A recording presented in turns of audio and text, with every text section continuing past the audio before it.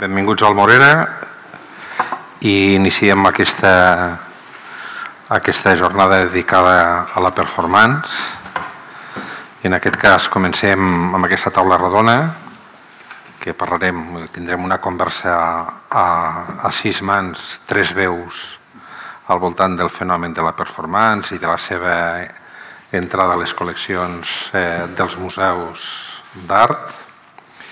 I després, a les 7:30, activarem una peça de la col·lecció de l'Aimar Pérez Galí, que es diu Sudando el discurso, una crítica encuerpada, que va ser adquirida en el marc de la 10ª Bienal Lean de Cristòfol que organitza el Centre d'Art La Panera i que va permetre que per primera vegada entrés una performance a la col·lecció del museu.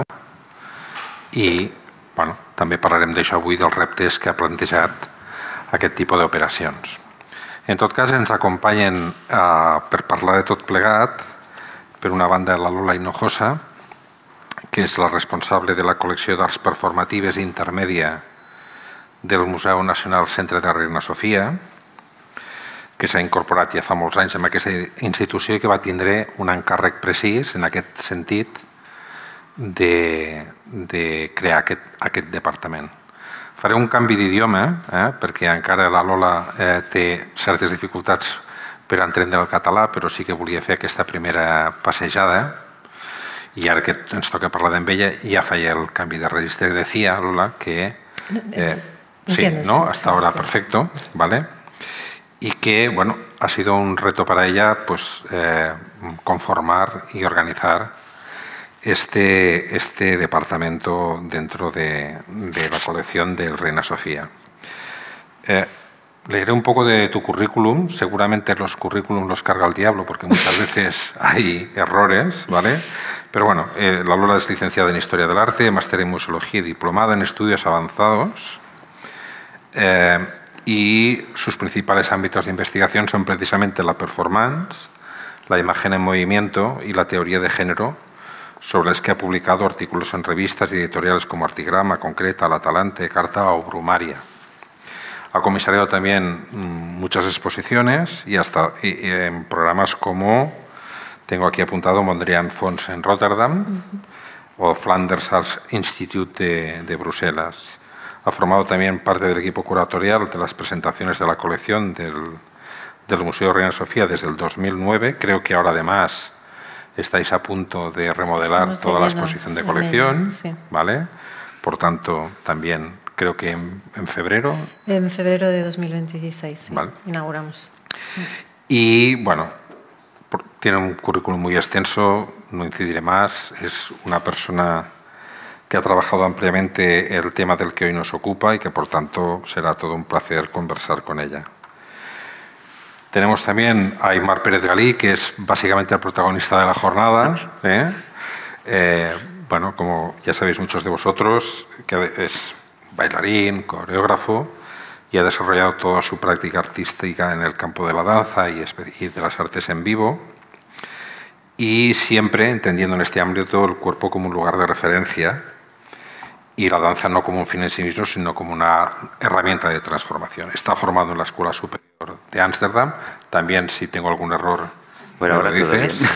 Ha trabajado en Holanda como intérprete y actualmente desarrolla su carrera profesional en España, donde cursó el máster de Programa de Estudios Avanzados del MACBA y actualmente es profesor de composición, ¿es así? No, ya no. Sí, de composición, ¿sí? Improvisación. En el Conservatorio Superior de Danza del Instituto del Teatre de Barcelona.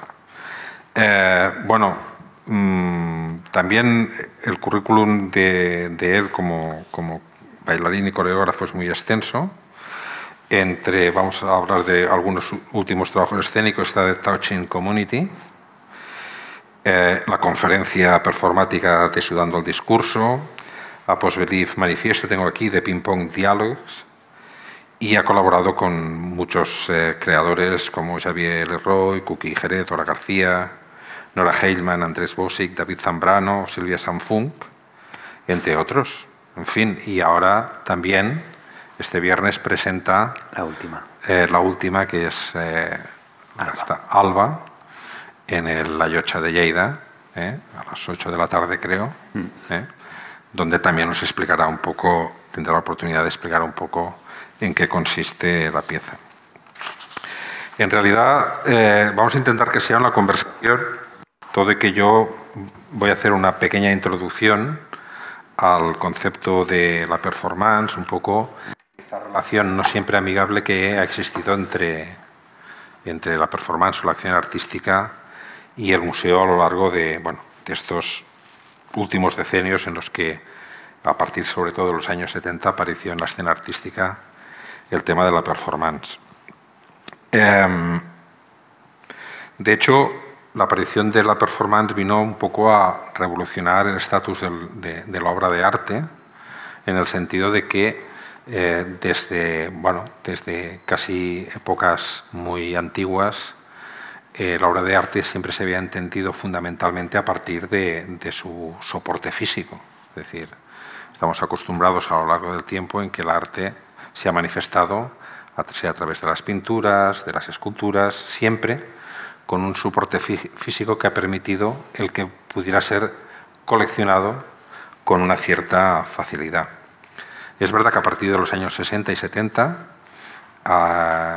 aparece un nuevo concepto que es el de la desmaterialización de las obras de arte, en el que el arte conceptual tiene mucho que ver en el sentido de que pone el objeto básico de la creación no en el resultado final, no en el resultado físico de la obra, sino en el proceso de creación y en la idea generadora o matriz del que sería la obra de arte. Esto tuvo importantes consecuencias, entre ellas la aparición, efectivamente, del happening, de la performance, de la acción artística, que ponen en crisis un poco el objeto de arte. Por tanto, y lo hacen desde dos puntos de vista. Uno, negando la materialidad de la obra de arte o del objeto artístico, porque estamos hablando de un elemento inmaterial, y por otro lado, incorporando el cuerpo y la acción, el movimiento, como un elemento más de configuración de la obra de arte a la que muchos museos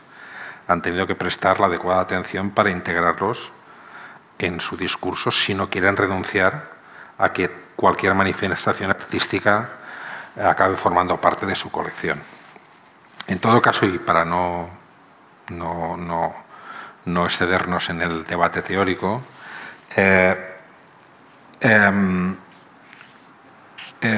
entraremos ya un poco en el debate que presenta la patrimonialización de las performances. Es verdad que en un momento determinado la performance, en su aparición junto con el arte conceptual,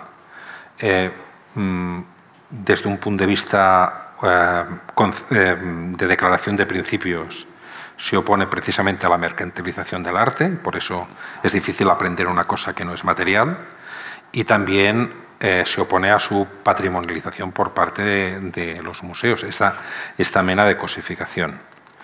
Pero como todas las cosas, tanto la sociedad capitalista como el rumbo que han tenido los museos han ido aprendiendo de la negación y al final ha acabado incorporando la performance como un elemento más dentro de sus colecciones.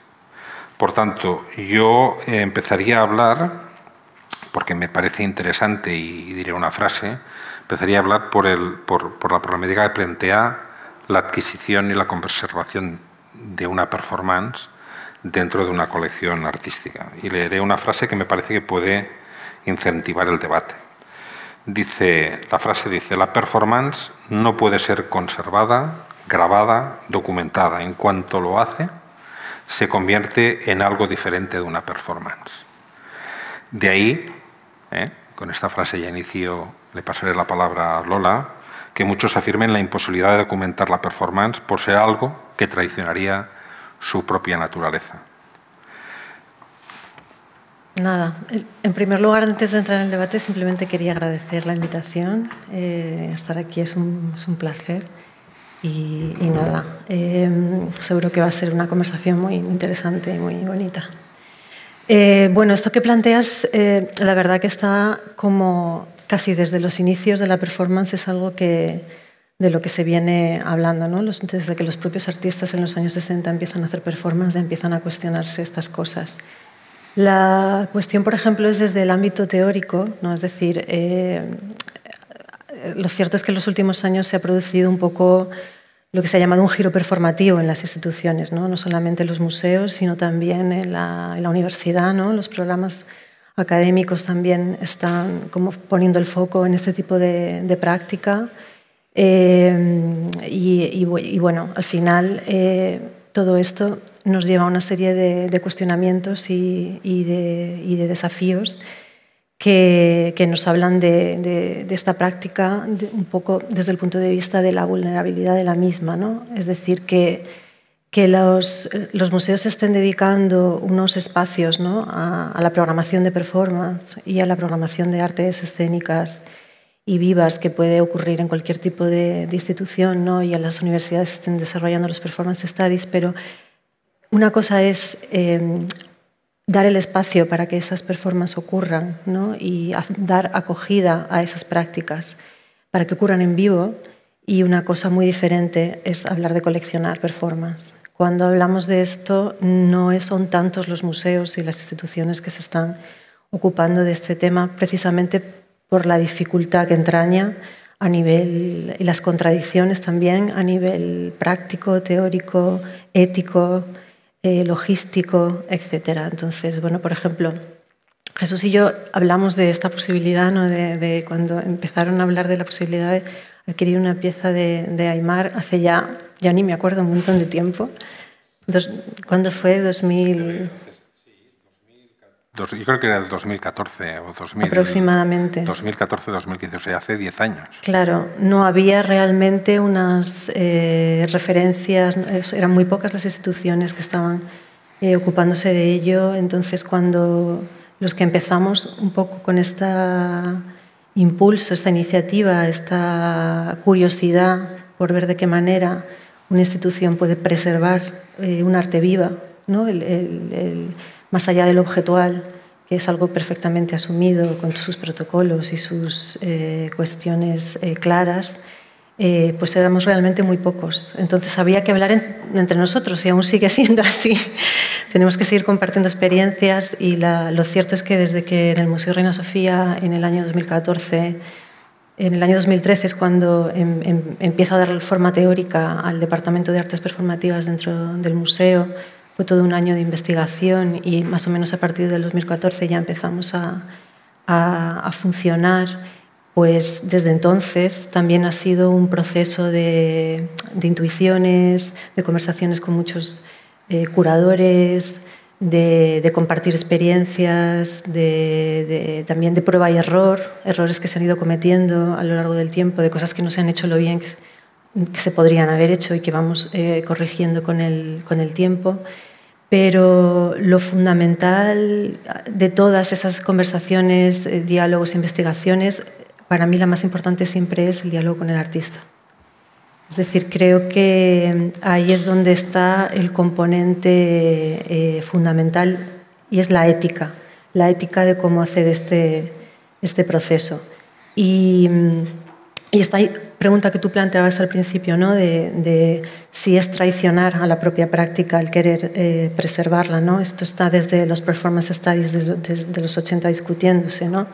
Pei Phelan, que es una de las clásicas teóricas de la performance, decía que no, efectivamente, que el momento en el que tú fijas una performance, sea cual sea el soporte, el formato, la materialidad, estás traicionando a su naturaleza, ¿no? Pero esto ha sido rebatido por infinidad de teóricas, ¿no? Pensaba mientras hablabas, por ejemplo, en Rebecca Snyder, que me interesa mucho lo que dice, y precisamente ella habla de cómo cuando una performance o una acción, ¿no? Una pieza de danza, cualquier tipo de escenificación ocurre, ya queda fijada en el ámbito de la memoria.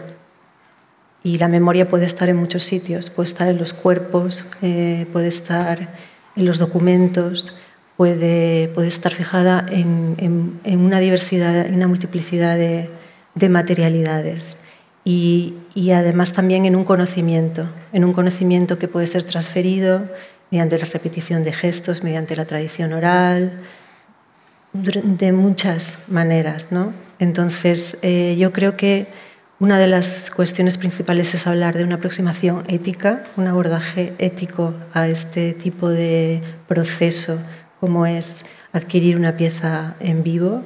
Y aquí entran cuestiones que tienen que ver no tanto con la conservación del objeto o la posesión del objeto, que es algo muy de coleccionar, sino de preservar unas potencias, unas latencias, unos afectos y una transmisión de conocimiento, ¿no? Hablamos de activación, de transmisión, son otros los términos que tienen que ponerse sobre la mesa. En ese sentido, bueno, partimos de la base, ¿no?, de que esta aparente contradicción, ¿no?, entre este aspecto ético que hablabas de la performance, en el momento que se fija, aparece este concepto, o desaparece, o puede desaparecer este concepto más performático de la acción, ¿no?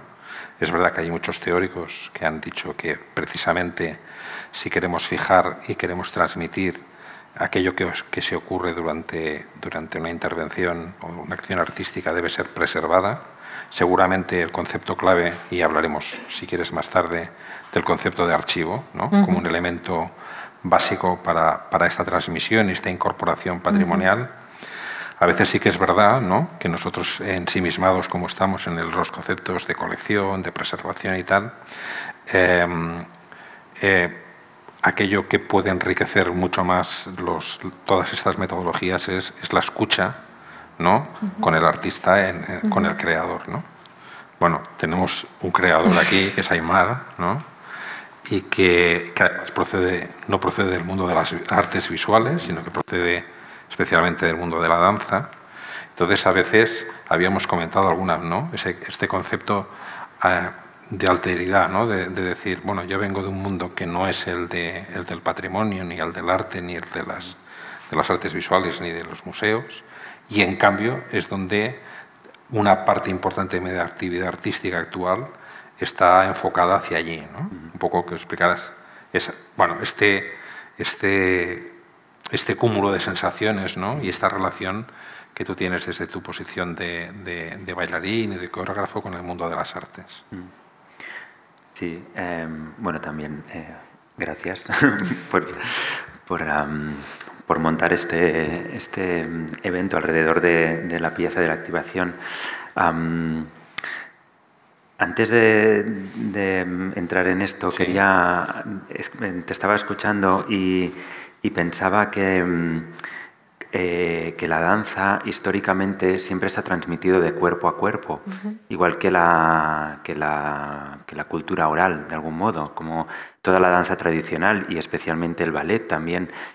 No había manuales y el Lago de los Cisnes tú te estudiabas el manual, sino que había el maestro de ballet que pasaba la coreografía y por lo tanto se transmitía de cuerpo a cuerpo. Esa era la manera de mantener el archivo, mantener que alguien de la generación anterior pudiera pasarlo a la siguiente generación, ¿no?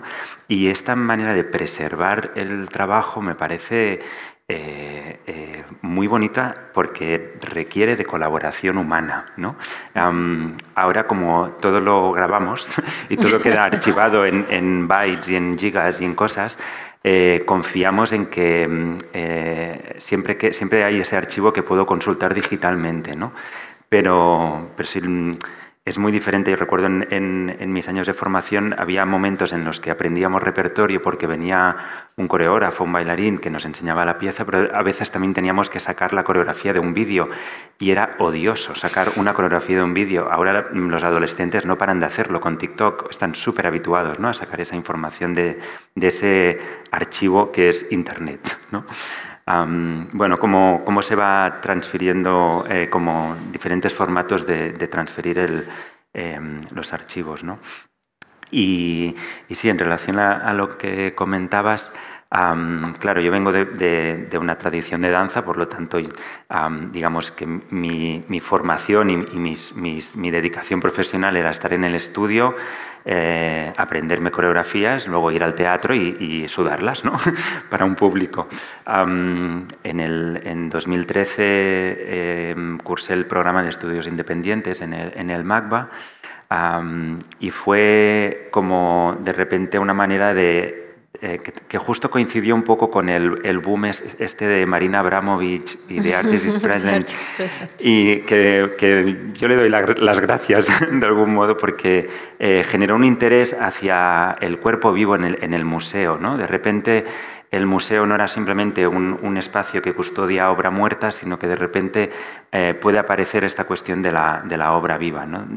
De hecho, un año antes era bailarín de la retrospectiva de Xavier Leroy que hicimos en la Fundació Tàpies y también pasaba eso, ¿no? Que de repente la obra éramos nosotros y esto también generaba muchas cuestiones, especialmente a nivel burocrático o administrativo, ¿no? Que la obra no fuera un cuadro que había que trasladar, sino un bailarín que había que contratar y eso no era posible, ¿no? Pero sí que de algún modo, desde entonces mi trabajo ha generado más interés en contextos de visuales, aunque directamente a la danza, parece como que si tú reflexionas sobre la danza o haces alguna reflexión más crítica o tu trabajo, digamos que desarrolla metodologías de investigación más propias de las artes visuales que de la danza, tu contexto es las artes visuales, ¿no? Y a un teatro pues le cuesta encajar una pieza performativa en la que no sigue, digamos, esas convenciones. Y he tenido pues la suerte que contextos de visuales pues me han abierto las puertas y pues os habéis interesado en el trabajo, ¿no? Y luego está la cuestión de que hay algo de estas células mías que son parte de esta colección. Y esto genera una sensación un poco rara. Me había olvidado bastante, pero como hoy tengo que activarla de nuevo, llevo unos cuantos días pensando en esta cuestión, ¿no? Que hay algo que no sé dónde ubicarlo, ni qué porcentaje de células o cómo es, pero que forma parte de esta colección y formará parte de por vida. El contrato es de por vida y eso, ¿no? Cuando estábamos con la cuestión del contrato era una cuestión como ¿cuánto dura ese contrato? ¿Es de por vida? ¿Es post-mortem? Claro, esta es la parte más desconocida, pero que es con la que precisamente iniciamos la relación con Lola, que es decir, más allá del concepto de performance y de su incorporación en la colección es cómo lo hacemos, ¿no? Es decir, cómo compramos algo o cómo adquirimos algo que no es un objeto. Es decir, y entonces entra en juego la burocracia y entonces aquí se funden todas las neuronas. Es decir, cómo la administración es capaz de comprar una cosa que no puedas coger, que no tenga un soporte físico. Esa era una de las primeras reflexiones. Y la segunda es que haces un contrato, como ahora citaba Aymar, casi de por vida, ¿no? Con una persona que cada vez que actives la pieza necesitas de ella y que eso cómo se regula. Porque una de las cosas que teníamos presentes es que nosotros no contratábamos bolos, no contratábamos representaciones, sino que lo que hacíamos era comprar una performance para una colección, que es un concepto diferente, pero que desde un punto de vista administrativo plantea muchas dudas, ¿no? Claro, en el caso de además, lo interesante de este tipo de contrato que hicimos con Aymar es que es una pieza que no se puede separar de él. Así como hay performances que están escritas y que hay unas instrucciones muy precisas de cómo hay que recrearlas o volverlas a actuar, en su caso, es él. Es decir, no la puede hacer nadie más que él. ¿no? En este caso, que es esta conferencia performativa, que además es importante representarla cada cierto tiempo para mostrar un poco cómo ha ido evolucionando el pensamiento del propio artista en relación al mismo discurso que ejecuta, y como apuntaba Lola, eso también cómo el cuerpo del propio artista con el paso de los años, qué diferencias hay en su representación. Claro, todas estas cosas que aparentemente puedes tener en una conversación relativamente amable, cuando lo intentas poner en un papel y en un contrato jurídico es cuando empiezan a saltar por los aires muchas de las convenciones, ¿no? Nosotros creo que tardamos, si no recuerdo mal, como 2 o 3 años en poder firmar el contrato, porque se encallaba siempre en despachos de los asesores jurídicos o económicos, ¿no? En nuestro caso del ayuntamiento, porque no se acababa de entender cómo era posible, claro, nos situábamos casi al margen de la ley, ¿no? Porque incluso la propia ley del IVA define lo que es una obra de arte y lo que no lo es. Y entonces hay muchas de las actividades artísticas que hoy consideramos absolutamente incorporadas en lo que es el panorama de las artes visuales, que la ley no las reconoce. Entonces, bueno, superar todo ese tipo de problemas, tampoco os aburriremos ahora, fue todo un reto en su momento, que incluso generó que por parte de la abogada que se llamaba Ania y del museo, incluso escribiéramos sobre ello para ir reflejando todos y cada uno de los pasos y de las reflexiones que hicimos en su momento para acabar redactando el contrato, ¿no? No sé, en el caso de cuando vamos con Lola la primera vez, hacía poco que había nacido el departamento, yo no sé cómo se ha ido en todos estos años en este sentido para incorporar todo este tipo de acciones, ¿no? Que están tan vinculadas a la creación personal de un artista, en este caso de un performer, ¿no? Sí, la verdad es que ha ido evolucionando, ¿no? Ha sido una forma de funcionar evolutiva, y mi aprendizaje durante todos estos años es que no hay un abordaje único, como un manual de instrucciones de cómo se puede adquirir una performance, sino que cada artista es distinto, cada obra es distinta y es imposible hacerlo de la misma manera. Y la única forma es a través del diálogo.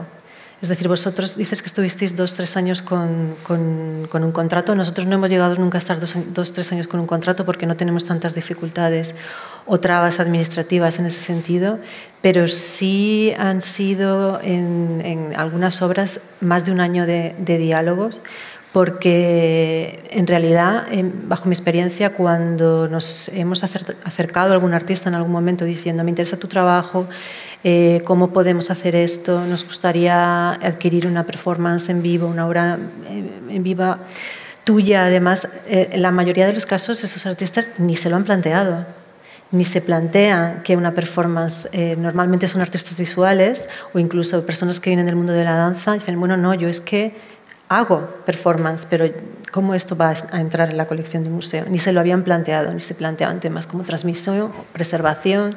Son cuestiones que no estaban en su mente. Entonces, es ahí donde empieza un diálogo donde el museo solamente puede hacerlo desde la humildad, que es el lugar que le ocupa, porque hay que entender la práctica de ese artista.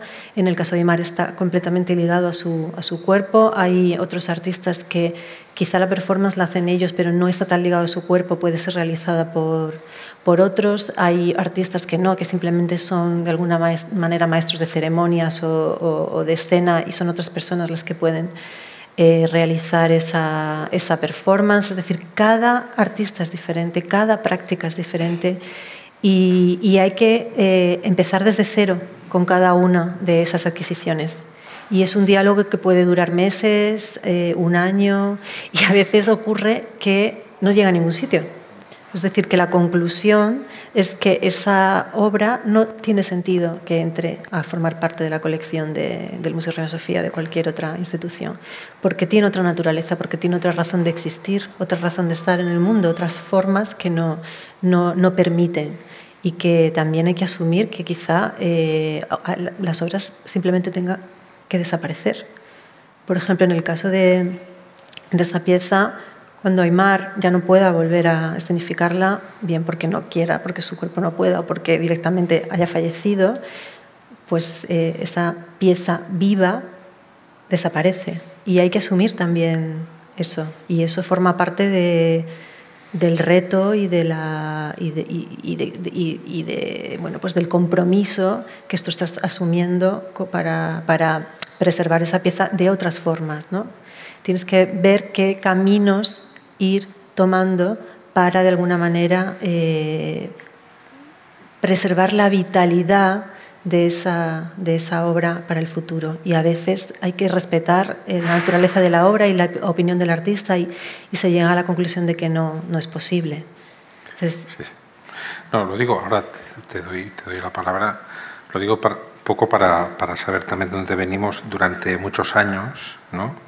La conservación o la preservación de todo este tipo de acciones artísticas se basaba básicamente en los llamados remains, aquello que quedaba una vez se había ejecutado la obra, que básicamente eran o fotografías, o vídeos, o manuales, y eso es lo que se compraba finalmente y quedaba como fijado, pero era como una especie de simulacro. Yo creo que, bueno, sí, luego hablaremos, una especie de simulacro de lo que había sido la acción, ¿no? Y eso es lo que ha proliferado con bastante asiduidad en el mercado artístico, ¿no? Y en cambio, en los últimos tiempos, esta atención no a lo que queda, sino a lo que es, yo creo que es un cambio importante que se ha producido en el mundo de los museos, en el sentido de entender que la materialidad es importante, pero no tanto. Es verdad que nosotros, por ejemplo, gracias a la materialidad de estos restos, digamos, hemos podido hacer la adquisición de la obra desde un punto de vista contractual, porque eso era el asidero, ¿no? Que permitía comprar el resto, ¿no? Pero sí que es verdad, y eso ya lo explicará Aimar, que pactamos también unas condiciones para preservar lo que era importante de la performance, que era la acción en sí, ¿no? Sí, de hecho, recuerdo es un poco como cuando vas al notario a hacer el testamento y te pregunta cómo te entras un poco en conflicto en qué pasa contigo cuando mueres, ¿no? Llegó ese día en qué pasa cuando yo me muera, qué pasa con la obra. Y empezamos a especular múltiples escenarios. Uno era que 10 años antes de que yo muriera, como si pudiera saberlo, le pasaría a otro bailarín más joven que a su vez 10 años antes le pasaría, ¿no? Y así como eternamente. Pero ahí nos dimos cuenta que era absurdo que otro bailarín hiciera este trabajo, porque es un trabajo que se vincula directamente con mi historia y nace precisamente pues, por cómo me formé, por dónde bailé, por lo que estudié, que llegó a escribir pues, esta conferencia. Entonces no tenía sentido. Por lo tanto, dijimos, vale, pues dura mientras yo viva. Y es que es bonito asumir que las cosas desaparecen o se mueren o que no es para siempre. Y parece que un museo plantee esta ilusión de que es in eternum, ¿no? Como todo lo que hay aquí se mantendrá en el tiempo.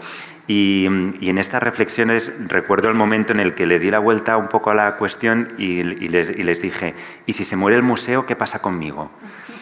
¿Quién me va a mantener? ¿No? Porque, claro, ¿quién va a mantener la obra si el murera desaparece porque puede pasar? Yo qué sé, que pasan mil cosas en el mundo, ¿no? Puede desaparecer un museo o la colección dónde va a parar. Si va a parar a otro museo, ¿qué pasa conmigo? ¿No? ¿Quién se va a encargar de mí? ¿Quién va a ser, ¿no? ¿Quién será mi Jesús en el siguiente museo? ¿No? Bueno, que también a veces se plantea como todas las cuestiones en relación al artista, pero no en relación a la institución. Y también me parecía interesante como devolver la pregunta, ¿no? A la institución.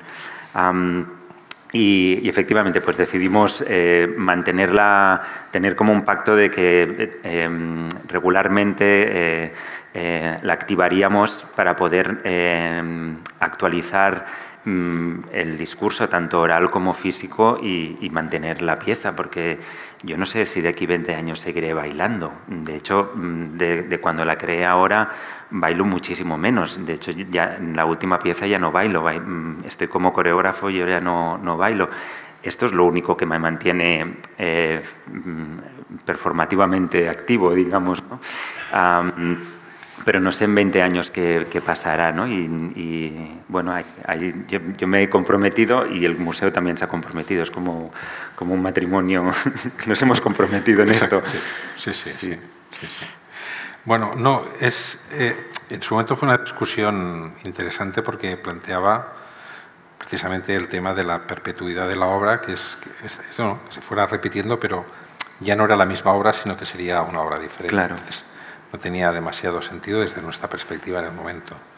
Entonces, seguramente, claro, uno de los problemas que plantea todo el tipo de relaciones artísticas, ¿no?, es esta perdurabilidad en el tiempo.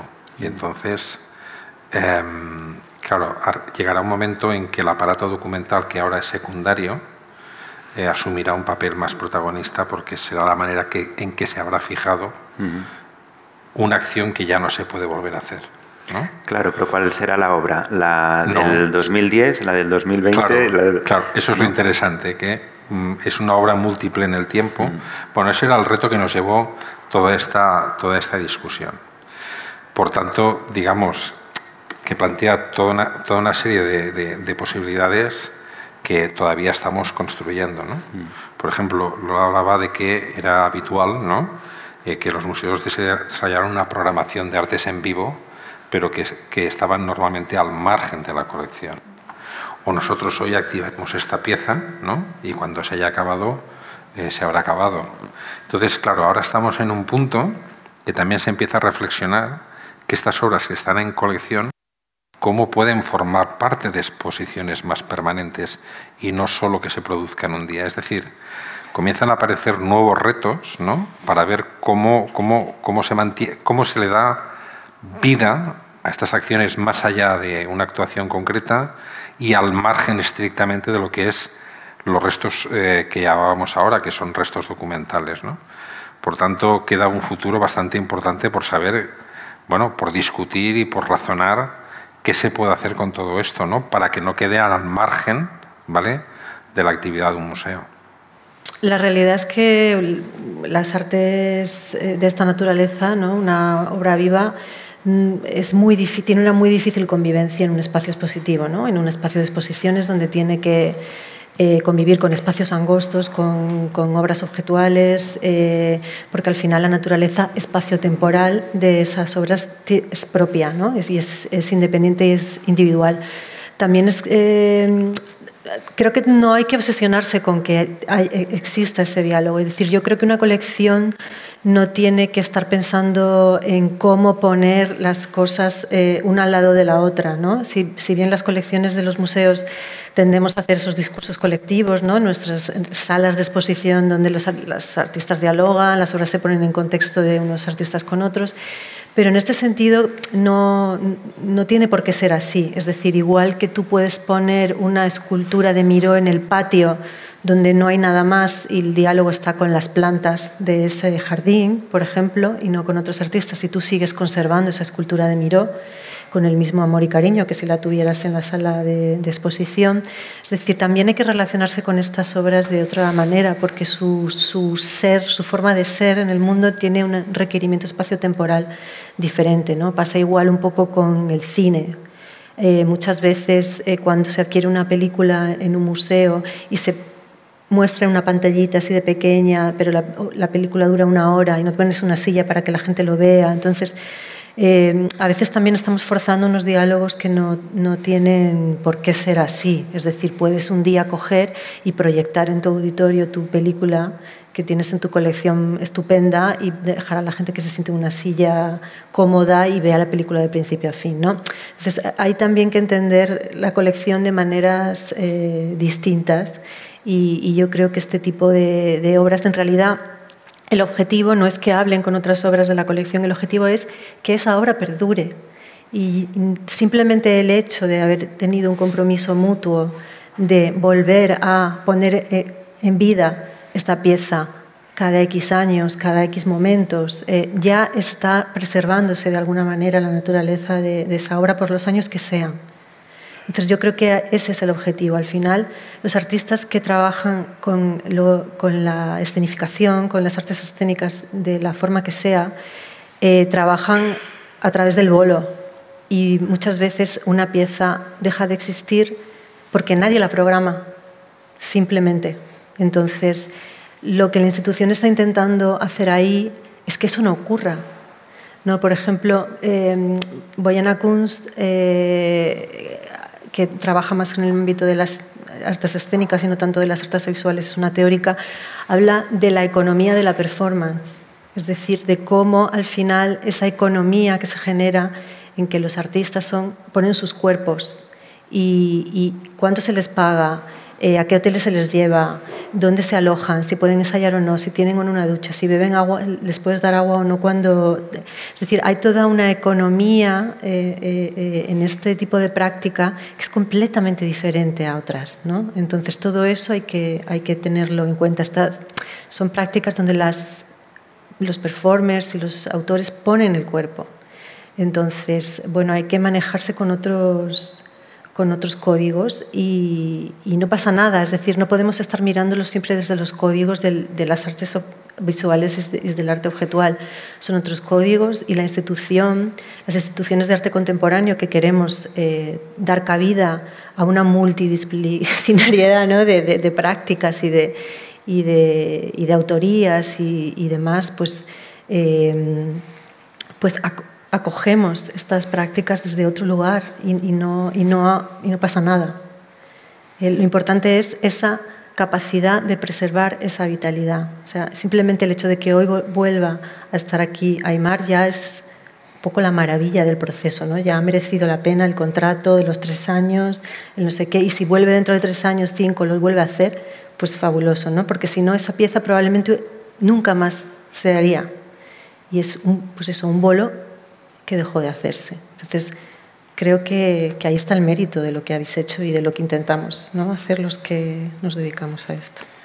No, yo creo que, bueno, lo que apuntas es muy interesante en el sentido de que empeñados en transformar todas las manifestaciones artísticas de manera que encajen en las prácticas tradicionales y habituales de coleccionar en los museos, ¿no? Y en cambio, seguramente la entrada de las performances también está modificando esa percepción de que hay que romper con determinadas prácticas para que cada una de ellas encuentre su espacio y su ubicación dentro de lo que es el museo, ¿no? Sí, también pensaba en esto que decías, los teatros convencionales no coleccionan obra de teatro o obra de danza. En el teatro sí que ocurre que regularmente en cada temporada encuentras un Shakespeare, un Chekhov, ¿no? Son bastante...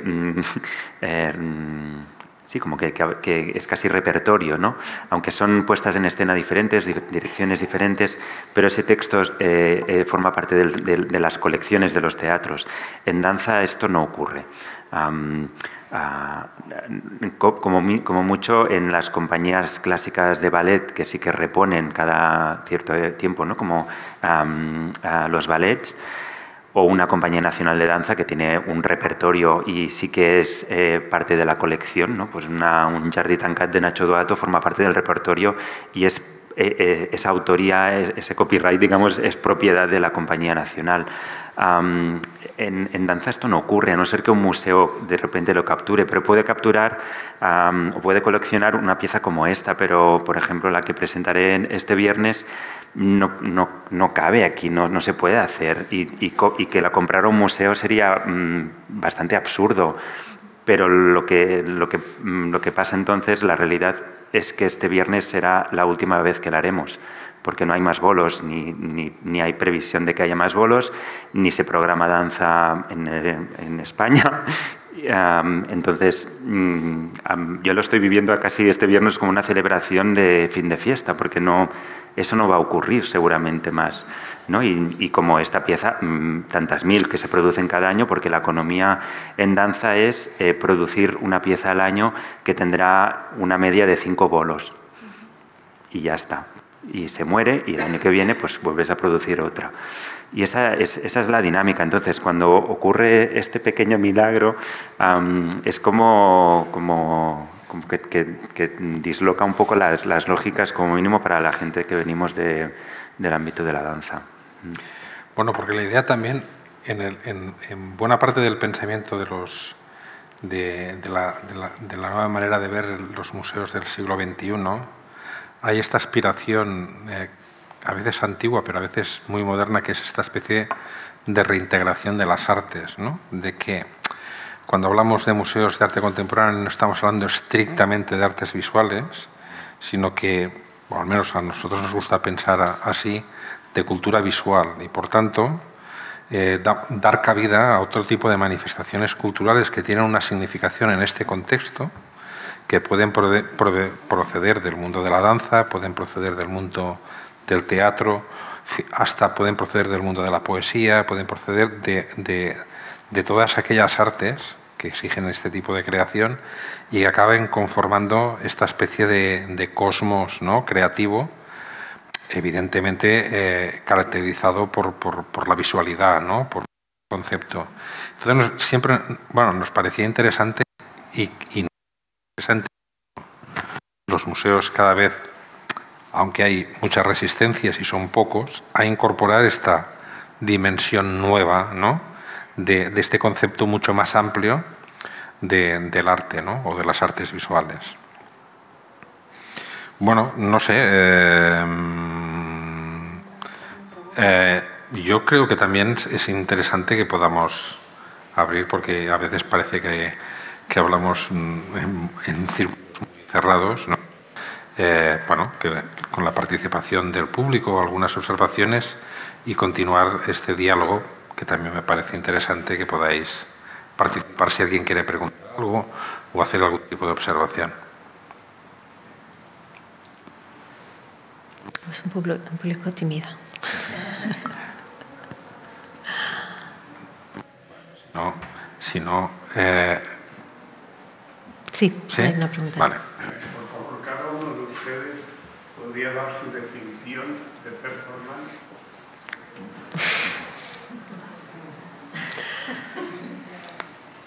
Yo, si quieres, te puedo dar la definición que un día dio Esther Ferrer a esa pregunta.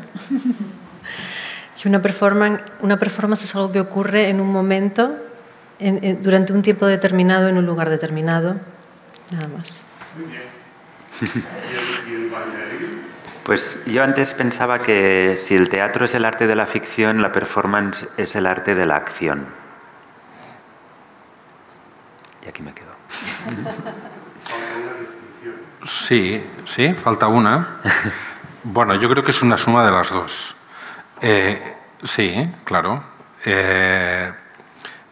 Creo que la definición básica que ha explicado Lola es lo que se produce, es decir, es ese traspaso, en nuestro caso, desde el ámbito artístico, del eje del objeto al cuerpo y el espacio y el tiempo, ¿vale? Creo que queda recogida ahí. Y también la parte que tú explicabas ahora, ¿no? Tampoco...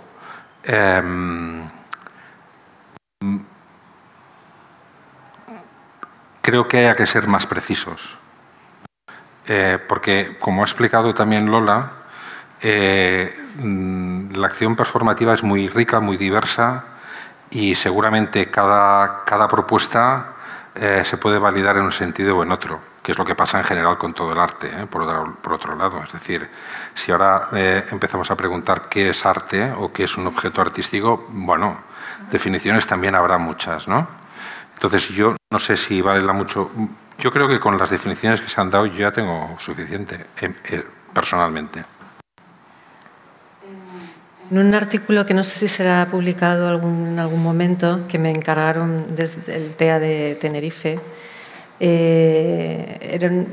escribí un artículo muy cortito donde hablaba justamente de esto, ¿no?, de dar una posible definición de performance, y simplemente hablaba de lugar, cuerpo y tiempo, e intentaba definir esos tres conceptos en relación a lo performativo. No sé si algún día se publicará, porque era supuestamente el catálogo de una exposición de hace 2 años, pero el libro no parece que vaya a terminar de salir nunca. Ya sabéis cómo funciona esto, las instituciones se quedan sin presupuesto, tal, está la maqueta pero no hay dinero para imprimirlo, tal. Bueno, yo ahí lo dejo por si algún día sale y te interesa. Para añadir, esta tríada de cuerpo, tiempo y espacio, bueno, igual si venís a la performance os lo explicaré con más detalle, pero Merce Cunningham fue el que hablaba de la danza como esta relación de movimientos en el espacio y el tiempo, pero esta definición a mí se me queda un poco corta porque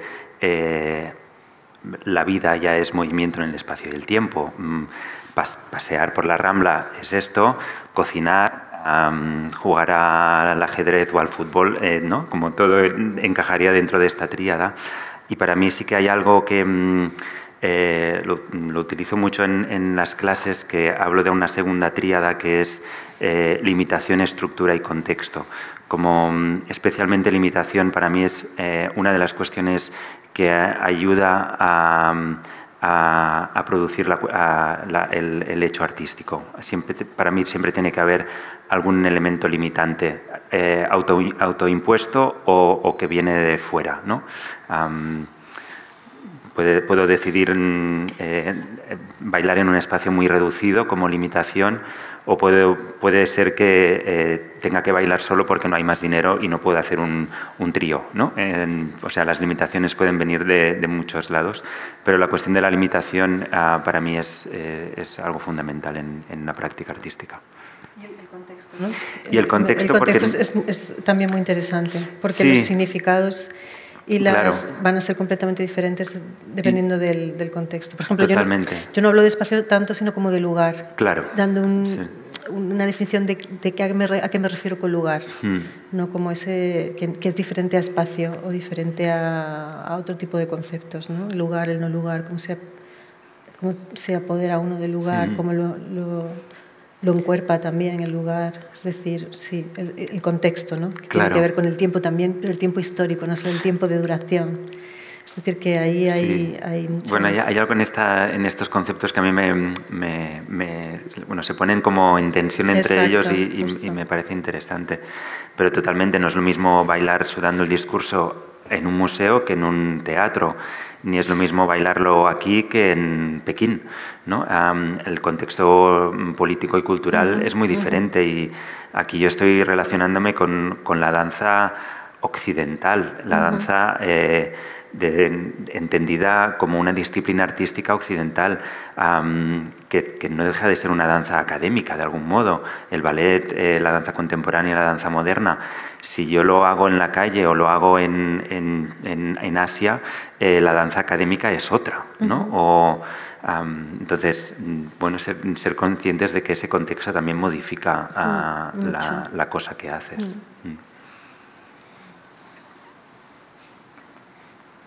¿Alguna? Roser. Micro. Sí.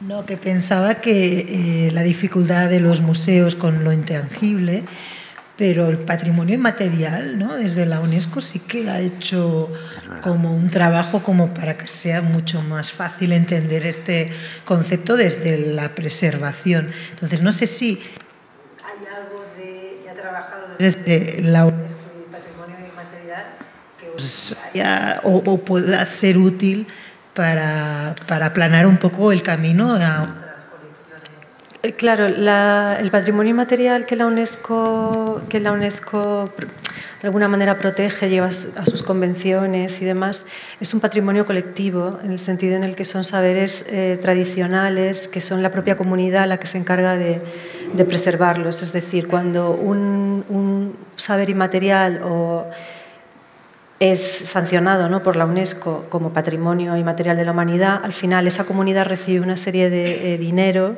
y de recursos para que no se pierda esa práctica a través de la transmisión oral, de talleres, si estamos hablando de una forma de tejer, es decir, de una serie de cuestiones, ¿no? Entonces, claro, cuando estamos hablando de un artista individual, pobres, sin ningún tipo de apoyo, tenemos que ser las instituciones culturales los que tengamos que darle ese soporte y ese apoyo, porque si no, esas prácticas desaparecen, no hay una comunidad que las pueda mantener. Tenemos que ser la comunidad artística y la comunidad institucional los que lo hagamos. Una duda o una curiosidad es si hay una exposición en otro museo que pide la obra. ¿Cómo se ha acordado esto? Sí, no, lo hemos, está todo contemplado. No, abonando en lo que decías del patrimonio inmaterial, perdona, es verdad que muchos de los museos que incorporan patrimonio inmaterial, que normalmente es de carácter colectivo, cuando reproducen eso desde un punto de vista museográfico, entra en juego mucho la escenografía, ¿vale? Sobre todo, es muy difícil que, por ejemplo, por poner un ejemplo, que en un museo castellé, ¿no?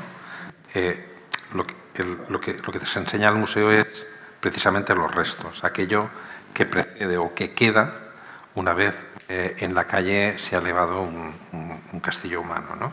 Entonces, a veces puede tener alguna referencia, un buen ejemplo, pero es mucho más complejo. Claro, al final el Museo del Castellet es una iniciativa que X pueblo donde esos castellets se producen ha decidido hacer, pero la UNESCO en realidad lo que está protegiendo es que esas, no sé cómo lo llamáis, grupos, peñas, tal, sigan pudiendo reunirse, tengan un espacio para poder ensayar. Un poco eso es lo que hace. Al final sigue siendo el grupo y la comunidad. Más allá de que un museo despliegue un dispositivo pedagógico donde eso pueda explicarse al resto de la población, ¿no? Pero... Y en relación al préstamo, lo diré de una manera amable. Es decir, la institución que solicita en préstamo la obra se subsume a las condiciones de recreación o representación que nosotros hemos firmado con el artista. No es que le prestemos a él, que también podría ser, ¿no? Que también podría ser, porque en realidad la obra es él, ¿no? Embalado en una caja de obra de arte. Que sería, ¿no? No, subsumimos, es decir, lo que hacemos es que la institución pacta con él unos honorarios aproximados, una periodicidad, un lugar, en fin, todas las mismas condiciones que rigen casi el hecho de que de la relación del artista con nuestro museo, y simplemente se hace un señalamiento, que eso también tiene un sentido también de singularidad, que es que no han contratado un bolo, sino que tienen un préstamo de una performance que forma parte de una colección de arte. El programa parecería como obra cedida por el Museu Morera y que también, por otro lado, queda un registro de por dónde ha pasado la obra, que hasta ahora el registro es o mi memoria o intentar indagar en el archivo de en qué festivales, teatros, museos se ha programado esta pieza, pero a partir de ahora, allí donde vaya quedará registrado porque es una cesión de obra. Sí, además de, por ejemplo, en el caso de esta pieza, donde está ligada a tu cuerpo, sí o sí, el museo está de alguna manera cuidando esa historia, ¿no? de la pieza. En el caso de otras obras performativas, donde a lo mejor no está ligada al cuerpo de un bailarín en concreto, el museo, cuando hace ese préstamo, lo que está es prestando un conocimiento de cómo esa obra se vuelve a poner en vivo y vigilando que se haga de la manera correcta. Entonces, de alguna manera, también hay un préstamo de esos saberes que tú has preservado y que de alguna manera estás vigilando también para que en otros lugares se perpetúe, ¿no? y se cumpla.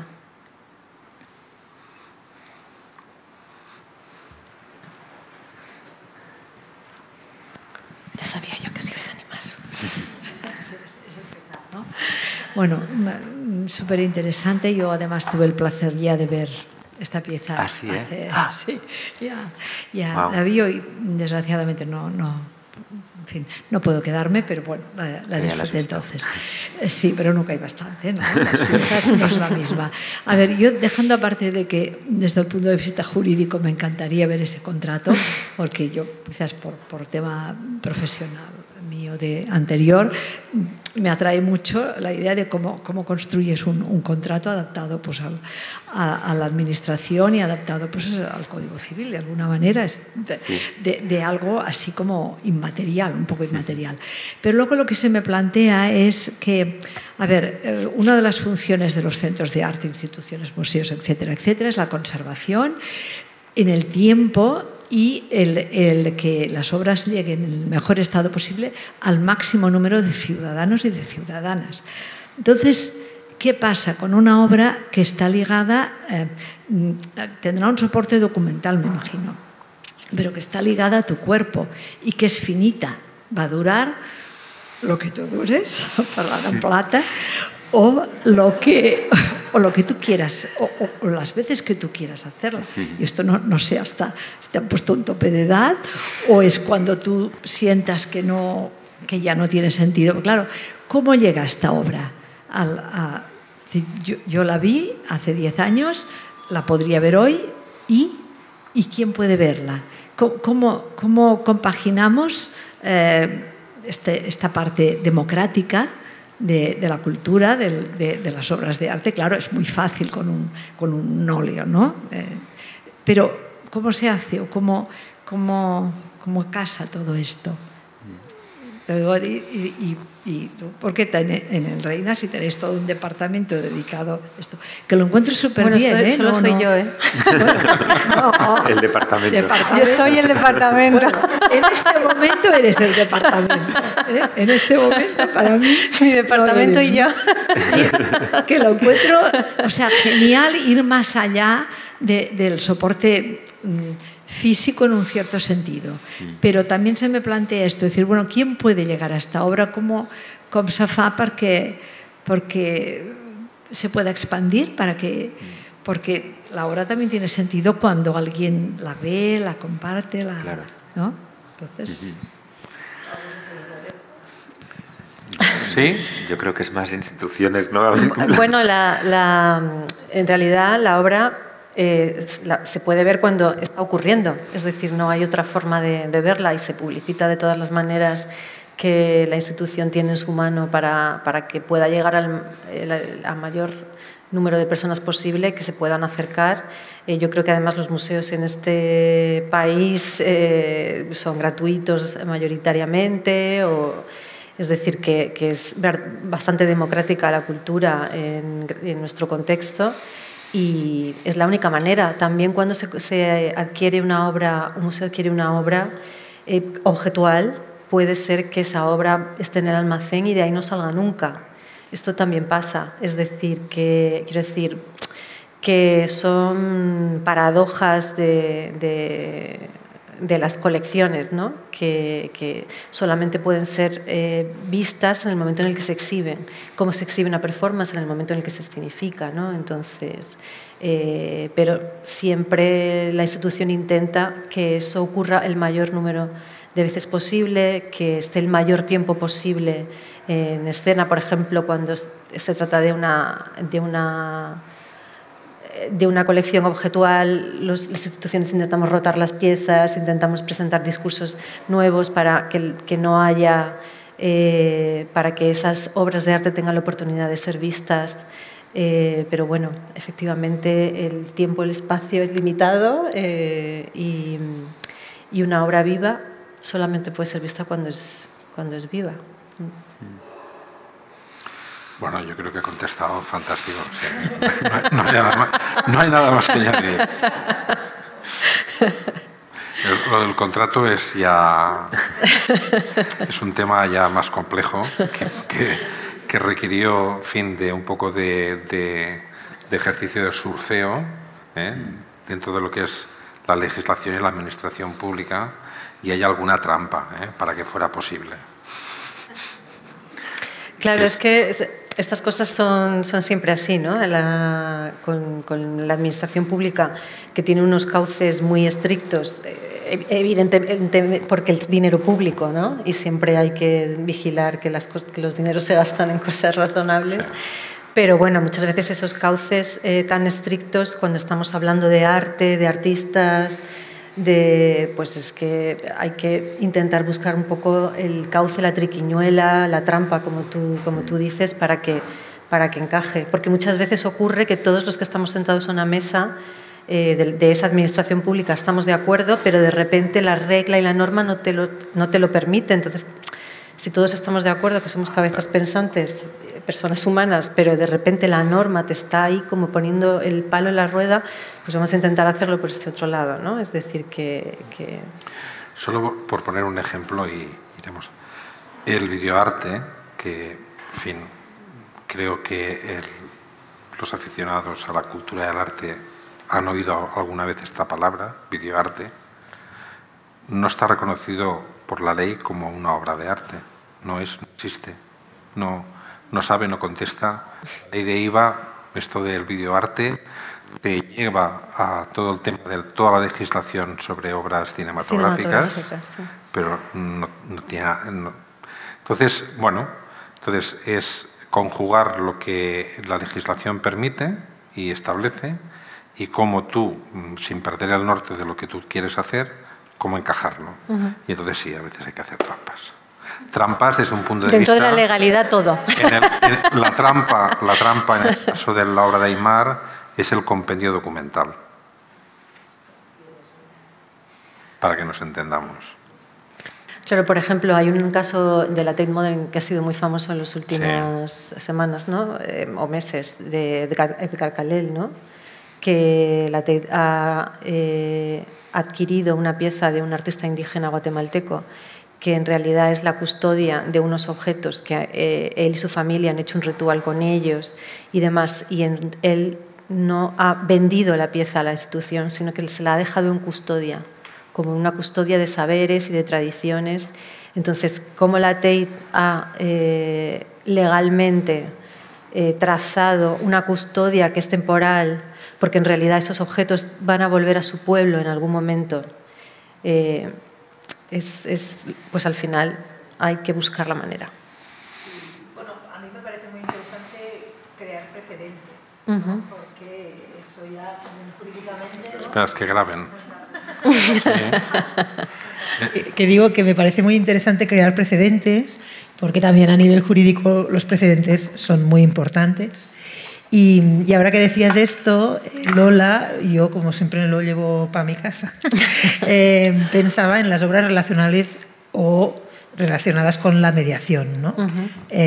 Digo, porque yo siempre seré mediadora artística y también viene a ser un poco las mismas circunstancias, ¿no? Si no hay ese grupo, es la misma obra, no es la misma obra, bueno, así que me parece un buen inicio y un recorrido a explorar que es muy emocionante, ¿no? Que en los museos, que la gente se piensa que es aburrido, cuando dices que trabajas en un museo, pues hay muchas cosas a descubrir. Así que nada, felicidades.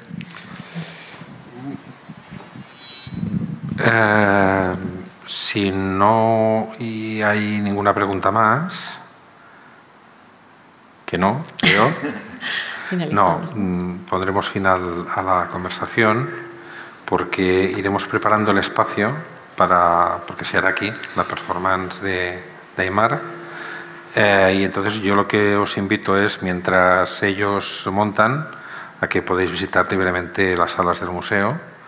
A las 7, dentro de una hora aproximadamente, ya subiremos para aquí, que ya estará todo preparado. Entonces empezaremos con la performance. ¿Vale? Muchas gracias.